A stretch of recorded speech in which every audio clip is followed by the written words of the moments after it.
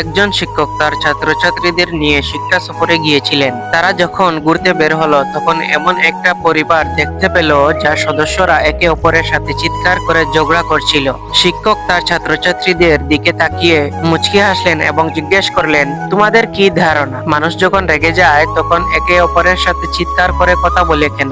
শিক্ষার্থীরা কিছুক্ষণ চুপ করে ভাবলো। তারপর একজন উত্তর দিল, কারণ আমরা তখন মনের শান্তি হারিয়ে ফেলি এবং চিৎকার করি। শিক্ষক প্রশ্ন করলো, কিন্তু আমরা চিৎকারই বা করি কেন? যাকে আমরা রাগ দেখাই সে তো আমাদের সামনেই আছে, তাকে যা বলার তা তো আমরা শান্তভাবেও বলতে পারি। ছাত্রছাত্রীরা অনেকেই উত্তর দিল, কিন্তু তারা কেউই তাদের নিজেদের উত্তরেই সন্তুষ্ট হতে পারল না। শেষে শিক্ষক তাদের ব্যাখ্যা করলেন, যখন দুইজন মানুষ একজন আরেকজনের সাথে রাগারাগি করে তখন তাদের হৃদয়ের মধ্যকার দূরত্ব বেড়ে যায়। এই দূরত্বের জন্য তারা চিৎকার করে কথা বলে, যাতে একে অপরের কথা বুঝতে পারে। তারা যত বেশি রেগে যায় এই দূরত্ব তত বেশি বেড়ে যায়, আর তখন তারাও তত বেশি চেঁচামেচি করে ঝগড়া করে। শিক্ষকের সাথে তার ছাত্রছাত্রীদের সম্পর্ক ছিল খুব খোলামেলা, তাই সে ভালোভাবে তাদের ব্যাপারটা বুঝাতে পারছিল। শিক্ষক আবার বলল, যখন দুইজন মানুষের ভালোবাসা আরো গভীর হয় তখন কি হয়? তখন তারা একে অপরের সাথে চাপা স্বরে কথা বলেও সবকিছু বুঝতে পারে